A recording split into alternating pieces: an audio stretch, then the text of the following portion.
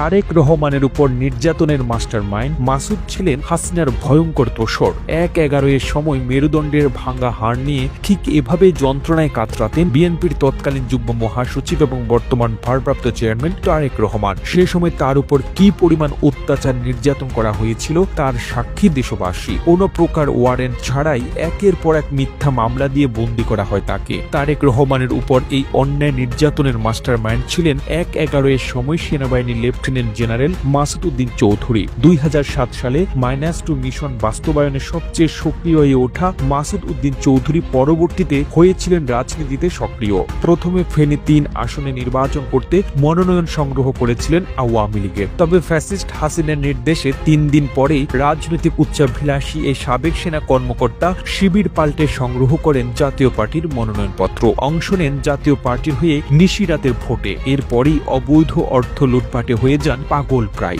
বিভিন্ন গণমাধ্যমের খবর ও অভিযোগ আছে মালয়েশিয়ার শ্রমবাজার চক্রের অন্যতম হোতা ছিলেন এই মাসুদ। এমনকি শ্রম ব্যবসার আড়ালে করতেন আদম ব্যবসা ও নারী ব্যবসা। বিভিন্ন ট্যুরের কথা বলে নিয়ে যেতেন বিভিন্ন নায়িকা বা উঠতি মডেলদের। এই সিন্ডিকেটে মাসুদের সাথে জড়িত ছিলেন বেনজির আহমেদ, নাফিজা কামালের মতো স্বৈরাচারের দোসররা। আর এই বিষয়ে অনুসন্ধান শুরু করেছে দুর্নীতি দমন কমিশন দুদক। প্রাপ্ত তথ্য থেকে পাওয়া অভিযোগ পর্যালোচনা করলে দেখা যায় ফেনী ৩ আসন থেকে নির্বাচিত সংসদ সদস্য লেফটেন্যান্ট জেনারেল মাসুদ উদ্দিন চৌধুরী ২০১৫ সালে 5M ইন্টারন্যাশনাল নামে একটি রিক্রুটিং এজেন্সি প্রতিষ্ঠা করেন। মালয়েশিয়ায় এককভাবে শ্রমিক পাঠানোর শীর্ষে রয়েছে 5M ইন্টারন্যাশনাল। প্রতিষ্ঠার পর থেকেই প্রতিষ্ঠানটি মধ্যপ্রাচ্যে ২৫০০-এর মতো কর্মী পাঠিয়েছে। তবে মালয়েশিয়া চক্রে ঢুকে এই এজেন্সি একাই ছাড়পত্র নিয়েছে ৮৫৯২ কর্মী। মাসুদের নামে দুর্নীতির ছাড়াও অভিযোগ আছে জুলাই বিপ্লবের ছাত্রদের উপর হামলারও।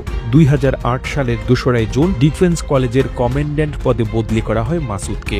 ৮ জুন তার চাকরি ন্যস্ত করা হয় পররাষ্ট্র মন্ত্রণালয়ে। এরপর ২০০৯ সালে আওয়ামী লীগ ক্ষমতায় আসার পর তিনি অস্ট্রেলিয়ায় বাংলাদেশের হাই কমিশনার হিসেবে নিযুক্ত হন। লেফটেন্যান্ট জেনারেল অবসরপ্রাপ্ত মাসুদ উদ্দিন চৌধুরীর চাকুরির বয়স সীমা শেষ হয় ২০০১ সালের ২৯ জুন। এরপর প্রথমে ৩ মাস করে ২ দফায় তার চাকুরির মেয়াদ বাড়ানো হয়। পরবর্তী সময়ে আরো ২ দফায় ১ বছর তার চাকুরির মেয়াদ বাড়ে। টানা ৬ বছর হাই কমিশনারের দায়িত্ব পালন শেষে অবসর নিয়ে দেশে ফেরেন ২০১৪ সালে। ওই সময়েই তিনি আওয়ামী লীগের টিকিটে নির্বাচনে আগ্রহের কথাটা জানিয়েছেন।